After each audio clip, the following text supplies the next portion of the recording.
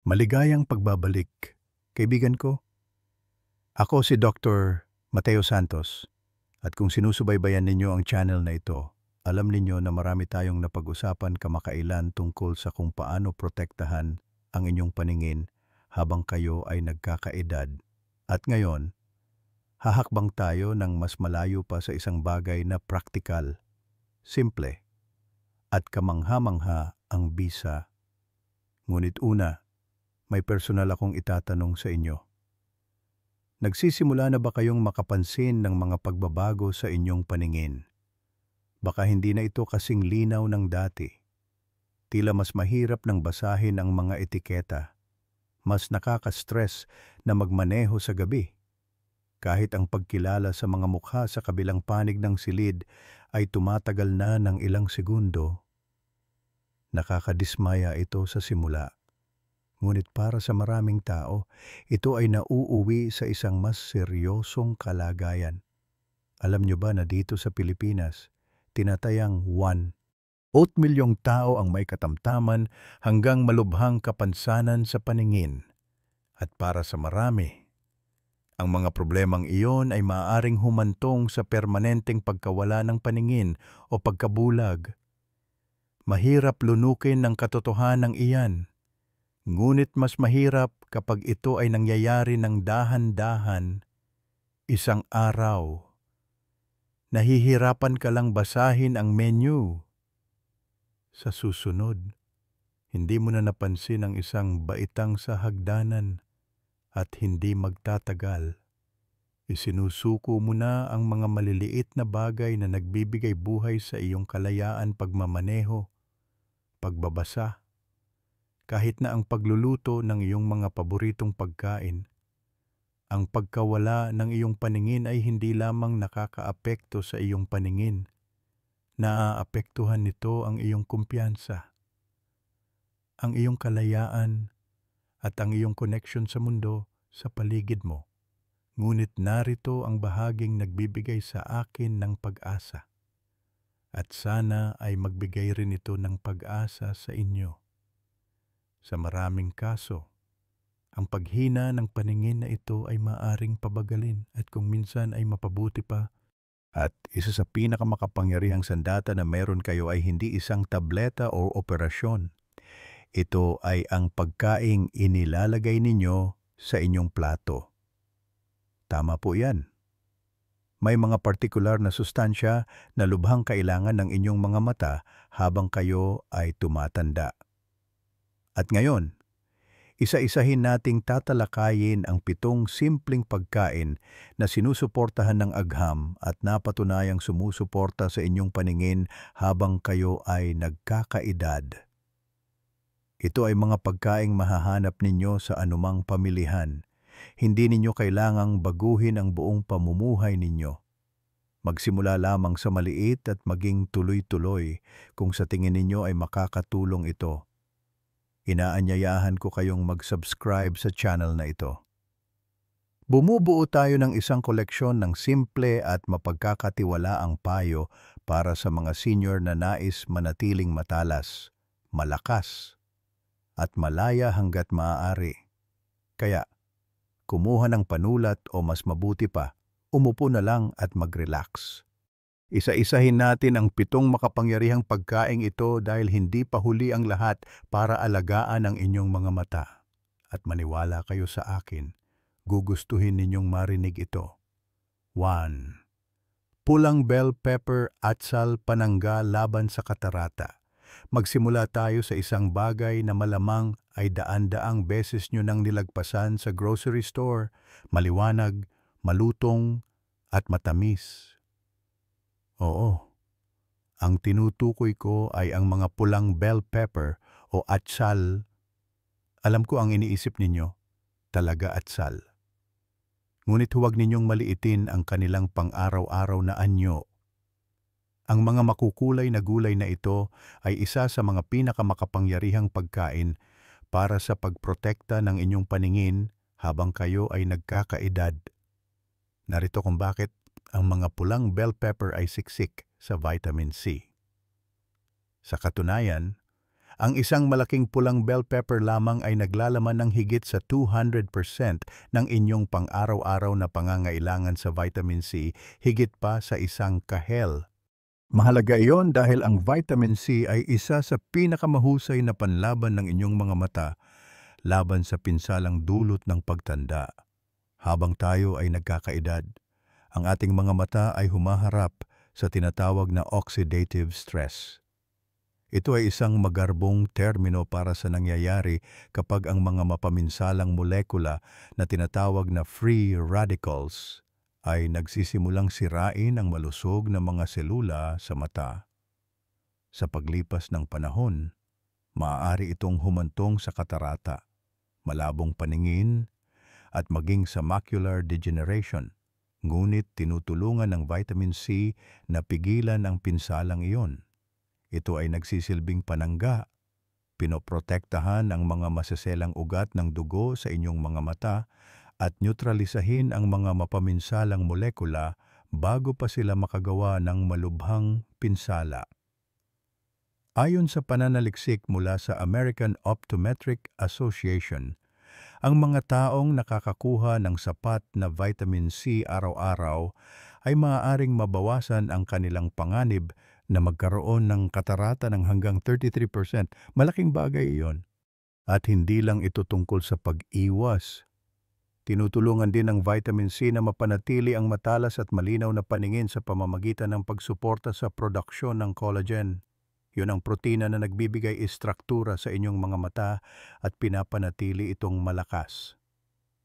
Dagdag pa rito, ang mga pulang bell pepper ay naglalaman din ng beta-carotene na ginagawang vitamin A ng inyong katawan.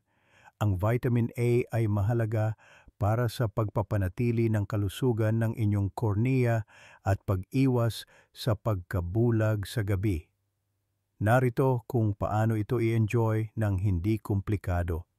Hiwain ang isang pulang bell pepper at isawsaw ito sa hummus para sa isang mabilis na merienda na mabuti sa mata. Makakakuha kayo ng dobleng benepisyo ang vitamin C mula sa pepper at zinc mula sa chickpeas sa hummus, na tumutulong sa inyong katawan na mas mahusay na maabsorb ang vitamin A, o kung mas gusto ninyo ng mainit, i-roast ang mga hiwa ng pulang pepper sa oven sa 400 to 200 C na may kaunting patak ng olive oil. Ang bahagyang pag-roast ay nagpapataas ng bioavailability ng mga antioxidant na nangangahulugang mas marami sa mga mabuting bagay ang naa-absorb ng inyong katawan. Simple, masarap, at napakabisa para sa inyong mga mata. Kaya sa susunod na nasa grocery kayo, huwag lagpasan ang mga bell pepper. Maglagay ng 1 o 2 sa inyong cart. Pasasalamatan kayo ng inyong mga mata. 2. Chia seeds, isang munting kakampi. Laban sa glaucoma at panunuyo ng mata, narito ang isang bagay na maliit ngunit makapangyarihan, chia seeds. Napakaliit nila kaya maaaring hindi sila mukhang mahalaga. Ngunit ang maliliit na butong ito ay maaaring isa sa pinakamakapangyarihang kakampi ng inyong mga mata, lalo na kung kayo ay higit sa 60. Magsimula tayo sa isang kondisyon na hindi alam ng maraming tao na mayroon sila mataas na presyon sa mata. Mukha itong hindi nakakapinsala, ngunit sa paglipas ng panahon, maaari itong humantong sa glaucoma, isa sa mga pangunahing sanhi ng pagkabulag sa mga nakatatanda. Ang nakakalito dito ay madalas walang sintomas ang glaucoma hanggang sa masira na ang inyong paningin. Hindi kayo makakaramdam ng sakit. Wala kayong mapapansin hanggat hindi pa huli ang lahat. Ngunit makakatulong ang chia seeds na maiwasan iyon. Sila ay puno ng alay alpha-linolenic acid, isang uri ng omega-3 fatty acids na mula sa halaman. At ang mga omega-3 na ito ay napatunayan sa maraming pag-aaral na nagpapababa ng intraocular pressure, nagbabawas ng pamamaga, at sumusuporta sa mas mahusay na daloy ng dugo sa retina. Ibig sabihin, hindi lang pinoprotektahan ng chia seeds laban sa glaucoma, tinutulungan din nila ang inyong mga mata na gumana ng mas mahusay araw-araw, ngunit hindi lang iyon. Tumutulong din ang chia seeds sa isang bagay na pinoproblema ng maraming nakatatanda, tuyo at iritadong mga mata. Marahil ay mas marami kayong oras na ginugugol sa pagtingin sa mga screen kaysa dati. O baka hindi na gumagawa ng luha ang inyong mga mata tulad ng dati. Ano man ang dahilan, ito ay humahantong sa pananakit, paghapdi, at patuloy na pakiramdam ng pagkapagod. Ang solusyon ay maaring hindi mas maraming eye drops. Maaring ito ay mas maraming hydration mula sa loob. Ang chia seeds ay kayang sumipsip ng tubig hanggang 10 beses ng kanilang bigat. Ginagawa silang isang natural na paraan upang matulungan ang inyong katawan at ang inyong mga mata na manatiling sapat na hydrated. Narito kung paano ito gawing bahagi ng inyong routine nang walang abala. Bago matulog, ihalo ang 2 kutsara ng chia seeds sa isang baso ng almond milk o coconut water. Hayaan ito sa ref magdamag. Pagsapit ng umaga, magkakaroon kayo ng isang makinis na parang puding na madaling kainin at magaan sa tiyan. Maaari pa kayong magdagdag ng ilang blueberries para sa dagdag na antioxidants na sumusuporta sa retina, ganun lang. Walang komplikadong paghahanda, walang kakaibang sangkap, isang banayad na pang-araw-araw na gawin na tumutulong sa inyong mga mata na manatiling malakas, basa, at protektado mula sa tahimik na pinsala. Kahanga-hanga kung ano ang kayang gawin ng isang bagay na napakaliit. 3. Seaweed damo ng dagat, tagapagtanggol ng retina. Mula sa lupa, lumipat tayo sa karagatan. Merong isang tahimik na maliit na superfood mula sa dagat na karamihan sa mga tao ay hindi pinapansin. Hindi ito isda, hindi ito shellfish. Ito ay seaweed o damo ng dagat. Iyong mga manipis na berdeng sheet na madalas gamitin sa sushi. Ngunit ang hindi alam ng marami ay maaaring hawak ng seaweed ang susi sa pagprotekta ng inyong retina, ang bahagi ng inyong mata na responsable para sa matalas at detalyadong paningin. Habang tayo ay nagkakaedad, ang retina ay nagiging mas madaling masira. At isa sa mga pinakamalaking banta ay ang age-related macular degeneration o AMD. Ito ang nangungunang sanhi ng pagkawala ng paningin sa mga taong higit sa 50. At kapag nagsimula na ito, maaari itong mabilis na umunlad na aagawin ang inyong kakayahang magbasa, magmaneho, o makilala ang mga mukha. Ngunit dito nagniningning ang seaweed. Ito ay isa sa pinakamayamang pinagkukunan ng DHA at EPA mula sa halaman. 2 partikular na omega-3 fatty acids na napatunayang sumusuporta sa kalusugan ng retina at nagbabawas ng pamamaga sa loob ng mata. Karamihan sa mga tao ay iniisip ang salmon kapag naririnig nila ang omega-3, ngunit ang 100 gramo lamang ng seaweed ay maaaring magbigay ng mas maraming omega-3 kaysa sa isang karaniwang serving ng isda. Mahalaga iyon dahil ang DHA ay hindi lang nakakatulong. Ito ay mahalaga. Ipinapakita ng mga pag-aaral mula sa American Academy of Ophthalmology na ang mga taong may mas mataas na pagkonsumo ng DHA ay may mas mababang panganib na magkaroon ng AMD at mas mahusay na pangkalahatang visual function. Nakakatulong din ang seaweed sa isa pang karaniwang issue, tuyo at iritadong mga mata. Pinapabuti ng mga omega-3 sa seaweed ang tear film, ang natural na layer na nagpapanatiling basa at komportable sa inyong mga mata. Isang pag-aral ang nagpakita ng 45% na pagbuti sa mga sintomas ng dry eye sa regular na pagkonsumo ng omega-3. Hindi iyon maliit na bagay. Iyon ay nagbabago ng buhay. Kaya paano ninyo gagamitin ang seaweed sa isang praktikal na paraan? Subukang magdagdag ng 1 hanggang 2 kutsara ng pinatuyong seaweed flakes sa inyong salad, sopas, o kahit sa inyong itlog sa umaga. Halos wala itong lasa ngunit puno ng sustansya. Isa pang simpleng paraan, i-roast ang ilang seaweed sheets sa mababang temperatura na may kaunting patak ng olive oil. Pinapanatili nitong buo ang fatty acids at nagdaragdag ng masarap na malutong na texture. Para sa mas malakas na epekto, ipares ito sa avocado na mayaman sa vitamin E at tumutulong sa inyong katawan na mas mahusay na ma-absorb ang omega-3. Hindi ninyo kailangan ng magarbong recipe. Isang kaunting budbod dito, isang piraso doon. Dahil pagdating sa inyong paningin, ang kaunting seaweed ay malayo ang mararating. 4. Papaya, isang tropikal na depensa sa mata. Pag-usapan natin ang isa sa mga pinakamasabaw at hindi gaanong pinahahalagahang prutas pagdating sa kalusugan ng mata, ang papaya. Karamihan sa mga tao ay kilala ang papaya sa kanilang tropical na lasa at malambot na texture. Ngunit ang hindi alam ng marami ay may ginagawang pambihira ang prutas na ito para sa inyong mga mata. Lalo na habang kayo ay tumatanda. Kasi ang ating mga mata ay patuloy na inaatake ng tinatawag na oxidative stress. Iyon ay kapag ang mga mapaminsalang molekula na tinatawag na free radicals ay nagsisimulang sirain ang mga tissue sa inyong mga mata dahan-dahan. Tahimik, araw-araw. Ito ay isa sa mga pinakamalaking nagtutulak sa likod ng katarata at macular degeneration. Ngunit dito pumapasok ang papaya.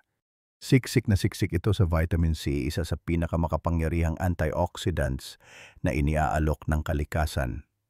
Sa katunayan, isang katamtamang laking papaya lamang ay naglalaman ng higit sa 200% ng inyong inirerekomendang pang-araw-araw na pagkonsumo. Doble iyon sa vitamin C na makukuha ninyo sa isang kahel.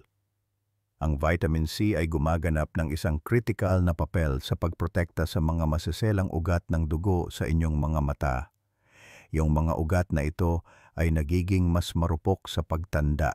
Kapag humina ang mga ito, tumataas ang inyong panganib sa mga problema sa paningin, lalo na sa katarata.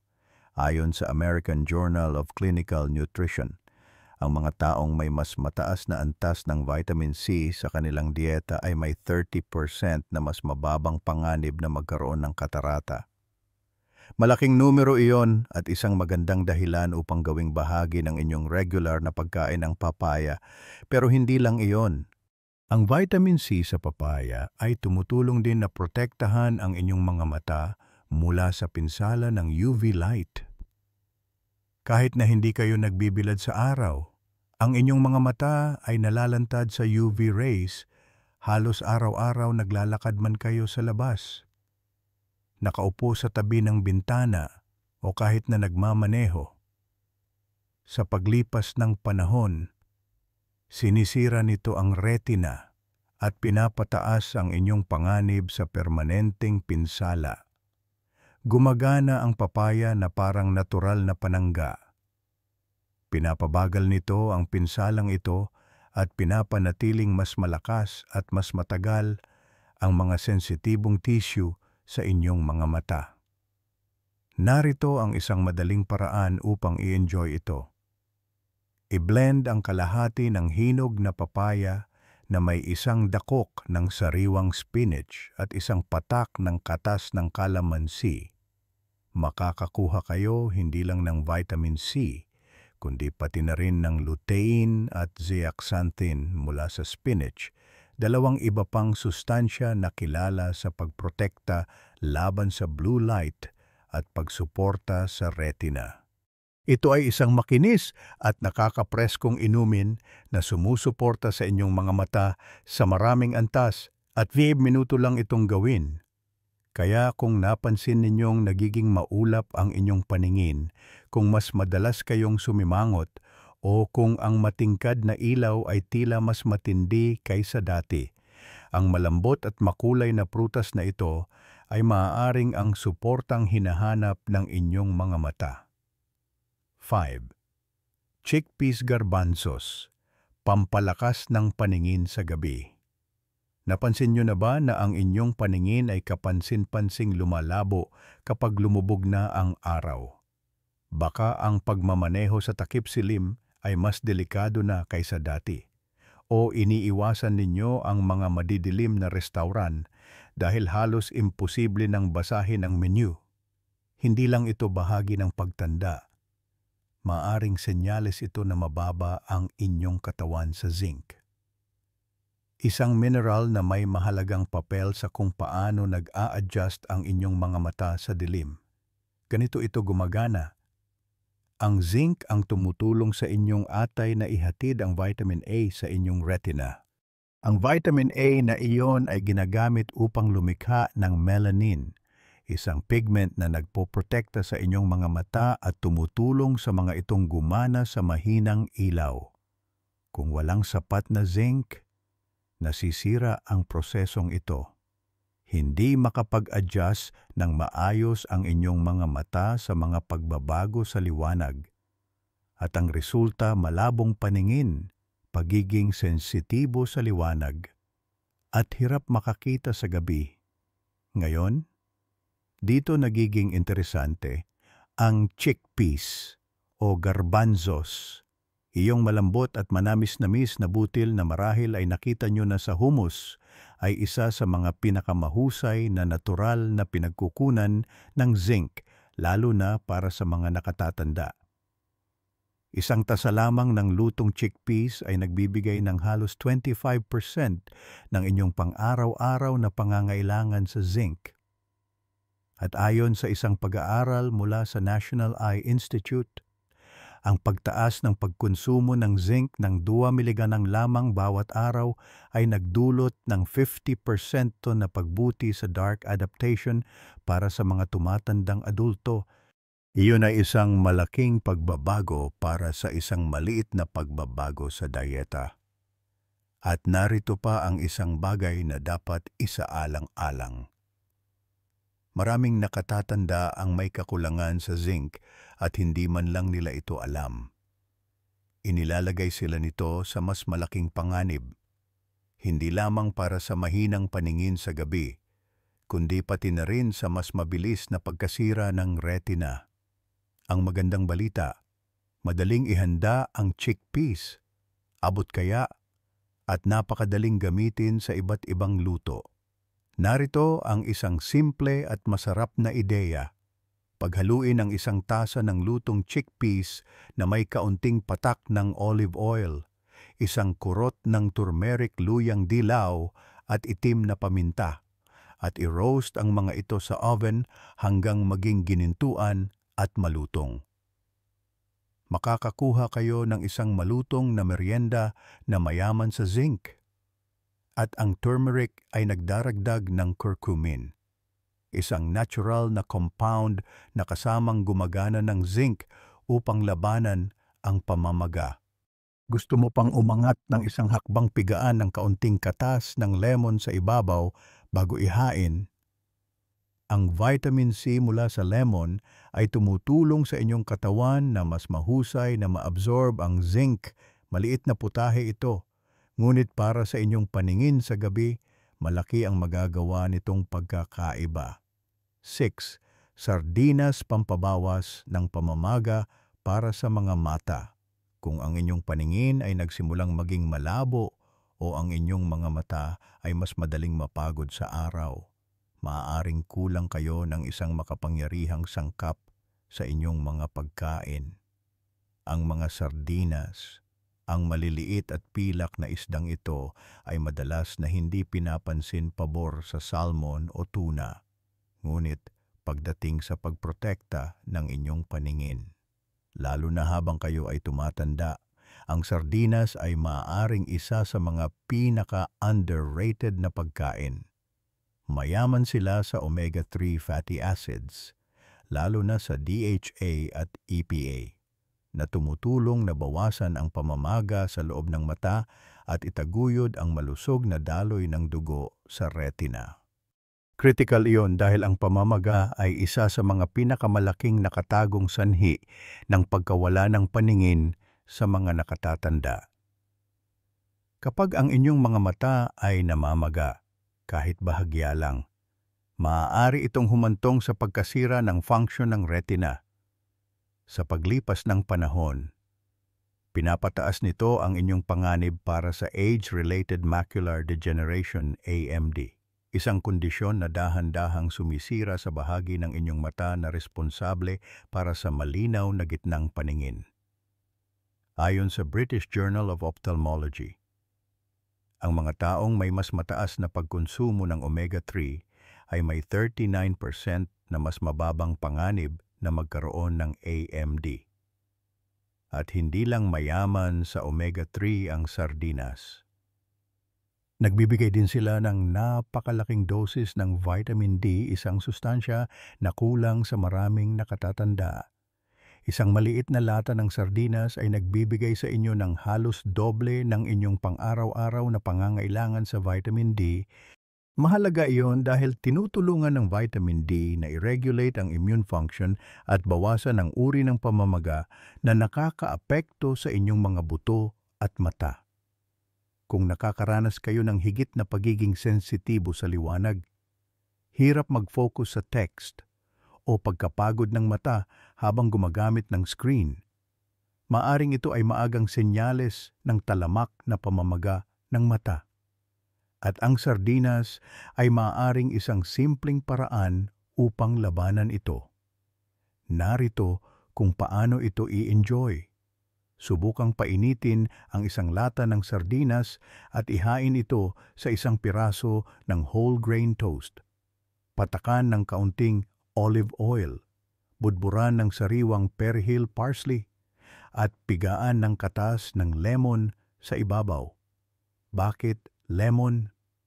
Ang vitamin C ay nagpapalakas ng iron absorption, na lalo pang sumusuporta sa malusog na daloy ng dugo sa inyong mga mata. Simpleng sangkap, walang abala, at bawat kagat ay tumutulong sa inyong mga mata na manatiling matalas. Maaring hindi magarbong pagkain ang sardinas, ngunit ang kanilang bisa, lalo na kapag ang pagiging tuloy-tuloy ay mas mahalaga kaysa sa pagiging perpekto. 7. Oysters, talaba isang powerhouse ng zinc para sa mga mata. Ang huling pagkain sa ating listahan ngayon ay nagmula sa kailaliman ng karagatan. At ito ay isa sa mga pinakamayamang pinagkukunan ng isang mineral na hindi kayang gumana ng inyong mga mata kung wala ito. Ang tinutukoy ko ay mga oysters o talaba. Alam ko na ang talaba ay maaring parang isang marangyang pagkain. Ngunit pagdating sa kalusugan ng mata, sila ay parang gamot sa loob ng isang kabibe. Bakit? Dahil siksik sila sa zinc. Ang zinc ay may central na papel sa pagpapanatili ng talas ng inyong paningin habang kayo ay tumatanda. Ang zinc ang nagpapahintulot sa vitamin A na makarating sa inyong retina, kung saan ito ay ginagamit upang gumawa ng melanin. Ang pigment na nagpoprotekta sa inyong mga mata mula sa pinsala ng liwanag. Kung walang sapat na zinc, nawawala sa inyong mga mata ang depensang iyon. At ang resulta, mas nahihirapan kayo sa mahinang ilaw. Humihina ang inyong paningin sa gabi. At tumataas ng malaki ang inyong panganib para sa macular degeneration at katarata. Ayon sa American Optometric Association, ang pagtaas ng pagkonsumo ng zinc ay napatunayang nagbabawas ng panganib ng advanced AMD ng hanggang 25%.